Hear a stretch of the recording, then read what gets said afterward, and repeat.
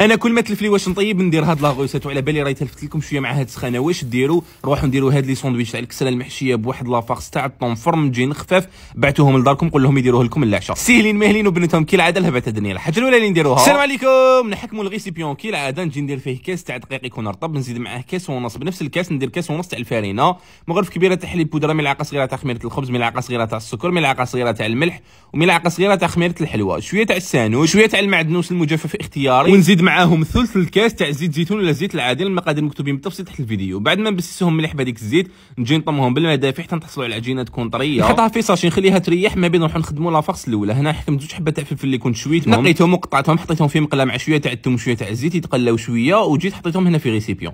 نروح نجيب الطون كي العاده، وكي نقول الجوده نقول طون تاع ريكامار اللي ديت الطون طوماط كميه تكون مليحه، وحبيتها تكون شويه حاره برك زدت عليها باطنه تاع الطون الحار تاع ريكامار يجي حار بزاف. راني نقول لكم للناس اللي تحب الحار بزاف راح يعجبكم. هنا لاباط تاعي بعد ما ريحت قسمتها على 5 ولا على 6 على حسب الحبات كيفاش حبيتهم يكونوا.